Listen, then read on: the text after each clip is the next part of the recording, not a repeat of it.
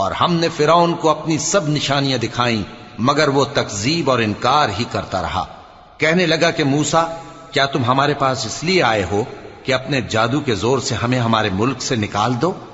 تو ہم بھی تمہارے مقابل ایسا ہی جادو لائیں گے، تو ہمارے اور اپنے درمیان ایک وقت مقرر کر لو کہ نہ تو ہم اس کے خلاف کریں اور نہ تم، اور یہ مقابلہ ایک ہموار میدان میں ہوگا۔ موسیٰ نے کہا کہ آپ کے لیے یوم زینت کا وعدہ ہے، اور یہ کہ لوگ اس روز دن چڑھے اکٹھے ہو جائیں۔ تو فرعون لوٹ گیا اور اپنے سامان جمع کر کے پھر آیا۔